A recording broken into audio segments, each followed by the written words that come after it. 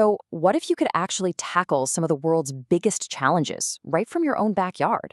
Seriously.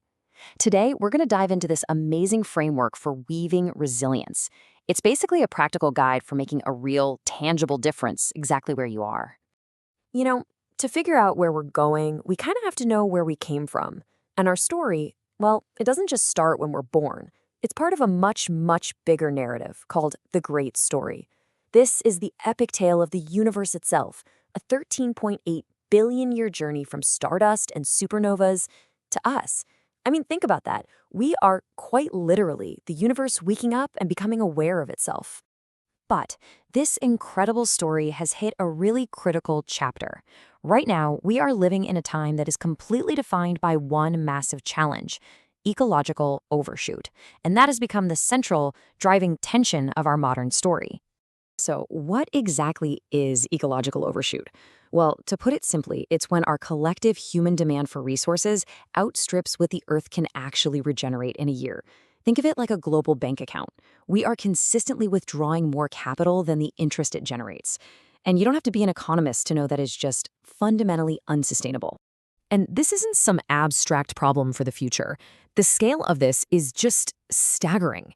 Right now, over 85% of the entire world's population lives in countries that are ecological debtors. That means they use more from nature than their own ecosystems can renew. This is our shared global reality today. So when you see a number like that, it can feel, well, paralyzing, right? It's so easy to feel anxious or just completely overwhelmed. So the most important question becomes, how do we shift our perspective? How do we possibly move from that feeling of helplessness to one of actual empowerment and, effective action? So, how do we do it? Well, the path forward can actually be broken down into a 5-step framework. And this isn't just theory. It's a clear, actionable roadmap that's designed to take us from just understanding the problem to actually becoming part of the solution.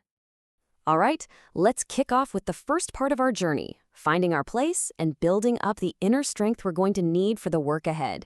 This is all about changing our focus from the huge, abstract global scale to the real, tangible, local one. And the key idea here is something called bioregionalism. It's asking us to see our home not by its political lines, like a city or a state, but by its natural ones. So, for example, instead of just thinking, I live in Cold Spring, you start to see yourself as living within the Sauk River watershed in a very specific prairie-forest transition zone. It's about deeply, truly understanding your life place. And the most fundamental organizing principle of any bioregion? It's the watershed. This is a great way to think about it. The network of rivers and creeks is basically the land's circulatory system. It's carrying the lifeblood, water, all across the landscape. And once you really start to understand your watershed, you begin to see the profound way that everything around you is connected. Now, understanding our place is a massive first step. But let's be honest, to face a challenge as big as ecological overshoot without just falling into despair, we also need to cultivate our inner resources. This is about building our emotional fortitude for the long journey ahead. And this is where a practice called active hope comes in. It's not about blind optimism or just wishing things were better. It's a continuous cycle. You start by seeing the world clearly, all the challenges included. Then you identify your specific hopes for the future. And finally, and this is the key, you take intentional action to move toward that vision. It's the psychological engine that keeps us moving forward when the work gets tough. Okay, so we've grounded ourselves in our place, we've started to cultivate our inner strength. Now we need the practical toolkit, the how-to for actually designing and building a more resilient world. We're going to focus on 2 incredibly powerful tools that really work hand in hand. First up is permaculture, which is a practical design system for creating regenerative systems in our environment. And second, there's revolutionary love, which is a social framework for building the compassionate, resilient communities that are needed to sustain them. At the very heart of permaculture are 3 simple but really profound ethics: earth care, people care, and fair share. These act like a compass for every decision. So on your property on, say, Hermitage Road, earth care might mean choosing native plants that support local pollinators. People care means that the food forest you plant also feeds your family and your neighbors. And fair share, that's when you realize your apple trees produced way more than you can eat, so you share the surplus with the local food shelf. See? It's a practical, ethical checklist for every single action. Now let's look at the social side of things. This is the revolutionary love compass. Its core idea is to see no stranger. It's a practice for intentionally expanding our circle of care and building the strong, compassionate relationships that are the absolute bedrock of any resilient community. And this practice unfolds across 4 interconnected dimensions, moving from the inside out. It all starts with love for yourself, which builds inner compassion and helps avoid burnout. From there, it expands to love for others in your community. Then, it challenges us to show love even for opponents by tending to the wounds of conflict. And finally, it all connects right back to a deep ecological love for the earth itself. So we have our place, we have our inner strength, and we have our tools. The final step is to bring it all together. It's time to translate all this understanding into a personal plan of action. I just love this image because it perfectly captures the spirit of this final stage. You are the captain of this ship.